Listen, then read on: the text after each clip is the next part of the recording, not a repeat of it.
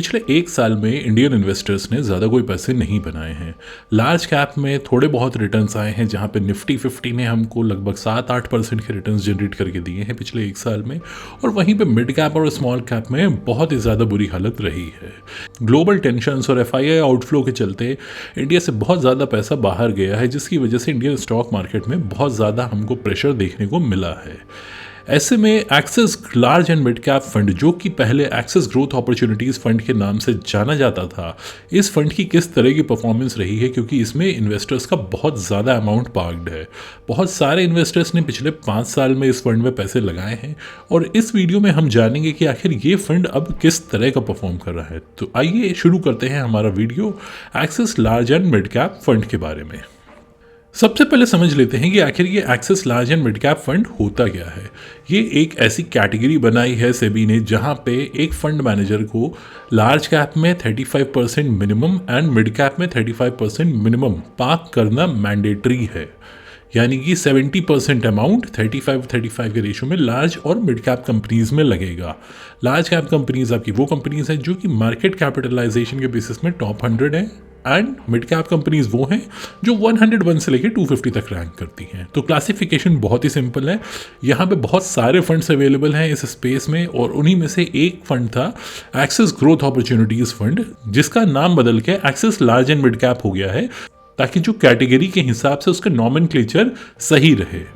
तो आइए सबसे पहले समझते हैं इस फंड के फंड मैनेजर्स के बारे में, क्योंकि कहीं पे भी आप पैसा लगा रहे हैं, किसी एक्टिव फंड में अगर आप पैसा लगा रहे हैं, तो आपको ये समझना बहुत ज़रूरी है कि आखिर उस फंड को हैंडल कौन कर रहा है, उसको कितना एक्सपीरियंस है, क्या वो आपका पैसा सही तरीके से इन्वेस्ट कर पाएगा कि नहीं।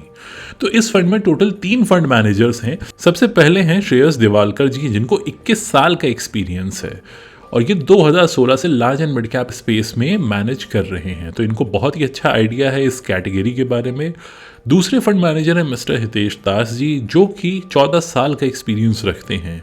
और तीसरे हैं मिस्टर कृष्णा एन, इनको 5 साल से ज़्यादा का एक्सपीरियंस है, और इनको रखा गया है यहाँ पे जो ग्लोबल इक्विटी पोर्टफोलियो है उसको हैंडल करने के लिए। अब जैसा हमें पता है, ये जो फंड है ये सिर्फ इंडियन इक्विटीज़ में नहीं लगा था, इसका एक छोटा सा पोर्शन ग्लोबल इक्विटीज़ में भी लगा है, जहाँ पे बहुत तरह की कंपनीज में पैसा डाइवर्सिफाइड है। और इसी वजह से पिछले 5 सालों में कोविड के बाद से इस फंड में बहुत ज़्यादा पैसा लगाया गया, क्योंकि इंडियन इन्वेस्टर्स एक ऐसा फंड चाहते थे जहां पे इंडियन इक्विटीज़ का तो एक्सपोजर मिले ही, साथ ही थोड़ा बहुत एक्सपोजर हमको फॉरेन इक्विटीज़ का भी मिल जाए। तो ये फंड उन फंड्स में से एक है जिसके पोर्टफोलियो में आज भी फॉरेन इक्विटी एक्सपोजर है। और इस फंड को मैनेज करने के लिए ग्रोथ स्टाइल ऑफ इन्वेस्टिंग को फॉलो किया जाता है। ग्रोथ स्टाइल ऑफ इन्वेस्टिंग का मतलब होता है कि जो आपके पीयर्स हैं उनसे तेज़ ग्रो करने वाली कंपनीज में फंड मैनेजर इन्वेस्ट करेगा। तो ग्रोथ स्टाइल ऑफ इन्वेस्टिंग पे बहुत ज़्यादा जोर है इस फंड में फंड मैनेजर्स का। अब देखते हैं इसकी परफॉर्मेंस किस तरह की रही। तो 5 साल का अगर आप CAGR देखेंगे तो बहुत ही बेहतरीन आपको दिखेगा। 23% का CAGR रहा है, 3 साल का 19% का रहा है। तो ये रिटर्न्स तो पुराने रिटर्न्स है, पास्ट रिटर्न्स बहुत अच्छे इस फंड के आपको देखने को मिलेंगे। 1 लाख रुपए अगर आपने 5 साल पहले इस फंड में इन्वेस्ट किया होता तो आज की डेट में इसकी वैल्यू 2.93 लाख होती, जो कि बहुत बेहतरीन है। तो फंड की परफॉर्मेंस काफ़ी अच्छी रही है पास्ट में, लेकिन ये ज़रूरी नहीं है कि जैसी परफॉर्मेंस इसकी पहले रही हो, आने वाले टाइम पे ये वैसी ही परफॉर्मेंस आपको डिलीवर करके देगा। अब समझते हैं यहाँ पे एसेट एलोकेशन किस तरह से किया गया है। तो अगर हम डोमेस्टिक इक्विटीज़ की बात करें, यानी इंडियन इक्विटीज़ की बात करें, तो 90.41% अमाउंट एज ऑन डेट लगा हुआ है इंडियन मार्केट में, जिसमें से लार्ज कैप में लगभग 55.95% का एक्सपोजर है, मिड कैप में 35% का एक्सपोजर है, और 4% का छोटा सा एक्सपोजर स्मॉल कैप में भी लिया है। तो फंड का जो मेन यहाँ पे मैंडेट है कि 35% at least large cap and mid cap दोनों में ही लगाना है, वो यहाँ पे फंड मैनेजर फॉलो कर रहा है। जो 6.49% का यहाँ पे हमको ग्लोबल इक्विटीज़ में भी इन्वेस्टमेंट देखने को मिलता है। हालांकि ये जो परसेंटेज है ये बहुत ही छोटा है, लेकिन फिर भी ये हमें एक अच्छा डाइवर्सिफिकेशन दे देता है, क्योंकि सिर्फ हमारा पैसा इंडियन इक्विटीज़ में नहीं है, हमें जोग्राफिकल डाइवर्सिफिकेशन इस पोर्टफोलियो में देखने को मिलता है। और ये एक्सपोजर कुछ समय पहले काफ़ी ज़्यादा हुआ करता था, और धीरे धीरे क्योंकि अब फॉरेन इक्विटी फंड्स परचेज नहीं कर पा रहे हैं रिस्ट्रिक्शन की वजह से, जो कि RBI ने लगाई हुई है, और इंडियन इक्विटीज़ को कंसिस्टेंटली ये बाय करते चले जा रहे हैं, जिसकी वजह से ये जो टोटल परसेंटेज आप देख रहे हैं ये रिड्यूस होकर 6.49 आ चुका है। तो जब आरबीआई दोबारा से अलाउ करेगी फॉरेन इक्विटीज़ में इन्वेस्ट करने के लिए, तो वहाँ पे फंड मैनेजर्स अपना स्टेक फिर से इंक्रीज करेंगे और ये परसेंटेज आपको बढ़ता हुआ दिखेगा। वो कब होगा इसके बारे में अभी किसी को कुछ नहीं पता है। अगर हम पोर्टफोलियो कॉन्सेंट्रेशन की बात करें तो एचडीएफसी बैंक इसकी टॉप होल्डिंग है जो कि 6.08% है, और दूसरे नंबर पे आईसीआईसीआई बैंक है 4% के साथ। यानी टॉप 2 कंपनीज इसकी इंडिया की टॉप 2 प्राइवेट बैंक्स ही हैं। तो बैंकिंग सेक्टर की तरफ एक अच्छा खासा यहाँ पे रुझान है। इसके बाद रिलायंस इंडस्ट्रीज, टोरेंट पावर और भारतीय एयरटेल जैसे स्टॉक्स में इसका पैसा इन्वेस्टेड है। क्योंकि ज़्यादातर पोर्शन यहाँ पे लार्ज कैप में लगा हुआ है, तो आपको बड़ी कंपनीज ही इसके पोर्टफोलियो में देखने को मिलेंगी। मिड कैप स्पेस में भी आज की तारीख में ऐसी कंपनीज हैं जो कि कहने को मिड कैप है, बट वो काफ़ी बड़ी हो चुकी हैं in terms of their operations. अगर हम सेक्टर वाइज देखें तो इसके टॉप 5 सेक्टर्स में फाइनेंशियल सर्विसेज को 30% का एक्सपोजर मिला हुआ है। तो अगर आप एक ऐसा फंड चाहते हैं जो इतना ज़्यादा एक्सपोजर ना ले किसी एक पर्टिकुलर सेक्टर में, तो आप इस फंड को अवॉइड करिए। बट अगर आप फंड मैनेजर की काबिलियत पे विश्वास रखते हैं, आपको लगता है फंड मैनेजर ने अगर 30% पैसा फाइनेंशियल सर्विसेज में कुछ सोच के लगाया है और वो आपको वो रिटर्न्स दे के जाएगा, तो आप इस फंड में बेशक बने रह सकते हैं। दूसरा सेक्टर इसमें कैपिटल गुड्स का है, लगभग 9% का है। हेल्थ केयर में 8% का लगा हुआ है। तो फंड जो काफ़ी ज़्यादा ओवरवेट है रिटेल की तरफ है, हॉस्पिटल्स और हेल्थ केयर में बहुत पैसा लगाया है, कैपिटल गुड्स में है, यानी कि कंजम्पशन ओरिएंटेड कंपनीज में बहुत पैसा लगा है, और इंफ्रास्ट्रक्चर पे जहाँ पे पुश है वहाँ पैसा लगा हुआ है। तो आने वाले बजट में किस तरह से जाएगा, जो कि हमें लग रहा है कंजम्पशन और इंफ्रास्ट्रक्चर पे अच्छा खासा स्पेंडिंग होने वाली है गवर्नमेंट की, तो वो हमें इस तरह के पोर्टफोलियो के लिए काफ़ी अच्छा होता हुआ दिख रहा है। अब जैसा कि आपको पता है ये म्यूचुअल फंड जो है आपको फॉरेन इक्विटी एक्सपोजर देता है। अब वहाँ पे जो हमको सिलेक्शन मिलता है, जो प्रोफेशनल एक्सपर्टीज़ मिलती है, वो श्रॉडर्स इन्वेस्टमेंट मैनेजमेंट की तरफ से प्रोवाइड होती है, क्योंकि Indian portfolio managers Indian equities के लिए रिस्पॉन्सिबल हैं, और श्रॉडर्स इन्वेस्टमेंट मैनेजमेंट की तरफ से जो रिसर्च अवेलेबल है वो इंटरनेशनल इन्वेस्टिंग के काम आती है। तो यहाँ पे एक बहुत अच्छी पार्टनरशिप है एक्सिस बैंक और श्रॉडर्स इन्वेस्टमेंट मैनेजमेंट के बीच, जिसकी वजह से एक्सिस म्यूचुअल फंड जो कि दोनों का जॉइंट वेंचर है, वो यहाँ पे बहुत ही अच्छे रिटर्न्स बना के देके जा रहा है। दूसरा, हमें ग्लोबल डाइवर्सिफिकेशन और करेंसी डाइवर्सिफिकेशन देखने को मिलता है, क्योंकि यहाँ पे सिर्फ यूएस की कंपनीज में नहीं, यहाँ पे आपको क्रॉस द वर्ल्ड अलग अलग कंपनीज में इन्वेस्टमेंट होता हुआ दिखेगा। अगर हम टेक पावर हाउसेस की बात करें तो गूगल, माइक्रोसॉफ्ट और टीएसएमसी जैसी कंपनीज में यहाँ पे पैसा लगा हुआ है। परसेंटेज छोटा है, बट एक्सपोजर यहाँ पे फंड मैनेजर ने लिया है।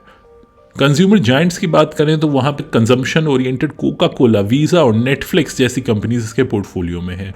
तो पोर्टफोलियो एक बहुत ही ज़्यादा डाइवर्सिफाइड पोर्टफोलियो है अगर हम फॉरेन इक्विटीज़ की बात करें तब भी। आइए बात करते हैं इसके रेशियोज़ के बारे में। तो शार्प रेशियो इसका 1.15 है, जो कि कैटेगरी एवरेज 0.89 है, उससे बहुत ही ज़्यादा है।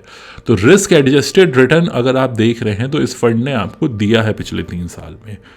अगर हम बीटा की बात करें वो इसका 0.82 है, यानी कि उतना ज़्यादा वोलेटाइल नहीं है फंड जितना कि ओवरऑल मार्केट में मूवमेंट आएगा।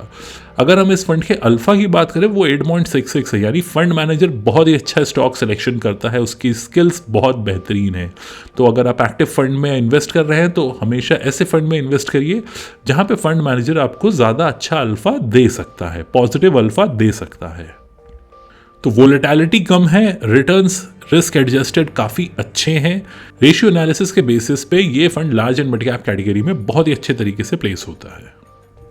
अगर हम बाकी फंड से इसका कंपैरिजन करें तो मोर और लेस रिटर्न्स सेम ही रहे हैं। 5 साल का 23% का CAGR है, आईसीआईसीआई प्रूडेंशियल का 23.14 है, तो सारे रिटर्न्स ऑलमोस्ट सिमिलर हैं। आपको ये देखना होगा कि आपके पोर्टफोलियो में जो बाकी फंड्स हैं वो किस तरह के हैं, उनमें क्या क्या होल्डिंग्स हैं, कितना पोर्टफोलियो ओवरलैप हो रहा है, उसके बेसिस में आप अपने पोर्टफोलियो में डिसीजन ले सकते हैं।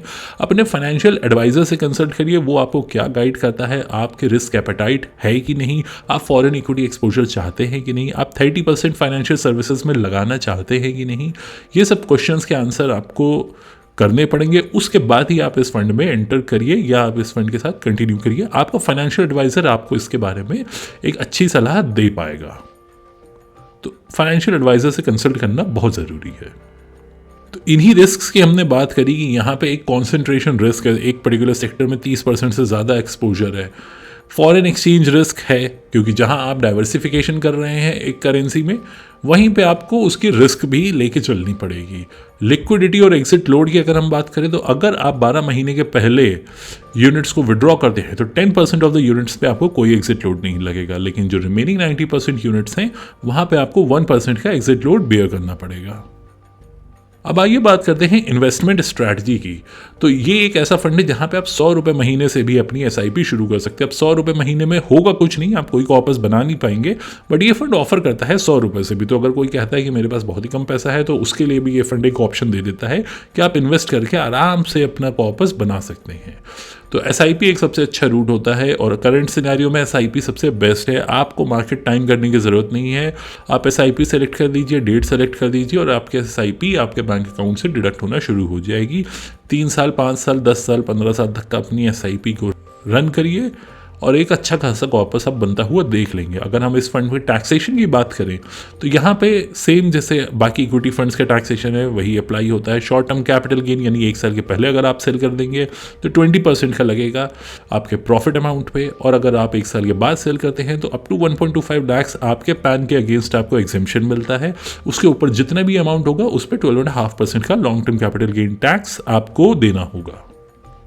तो अब इसमें फाइनल वर्डिक्ट क्या होता है? अगर आपका होराइजन 5 से 7 साल का है या उसके ऊपर है तो आप इस फंड में बने रहिए। अगर आप अपने पोर्टफोलियो में एक large and mid cap fund include करना चाहते हैं करंट टाइम पे, और अगर आप इसके कॉन्सेंट्रेशन रिस्क से आपको ज़्यादा कोई दिक्कत नहीं है, और अगर आप फॉरेन एक्सपोजर चाहते हैं पोर्टफोलियो में थोड़ा सा, तो इस फंड को कंसिडर कर सकते हैं।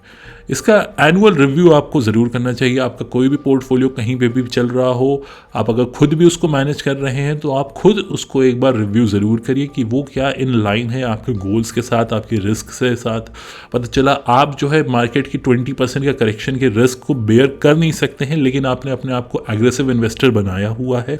तो जैसे ही मार्केट में जो हमें करेक्शन देखने को मिलता है कि एक दिन में मार्केट जो है 2%, 3% टूट जाती है, तो आपको लगता है कि आपने शायद गलत डिसीजन ले लिया। तो अपनी रिस्क को समझिए और उस हिसाब से अपने पैसे को इन्वेस्ट करिए। अगर आप इतनी रिस्क नहीं ले सकते हैं तो अपना पैसा जो है सेफ इंस्ट्रूमेंट्स में पार्क करिए, वो ज़्यादा बेटर होगा। तो रिस्क के हिसाब से इन्वेस्ट करना ही आपके लिए सबसे अच्छी चीज़ होती है।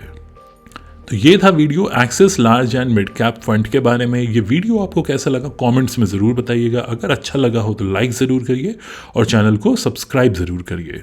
Thank you.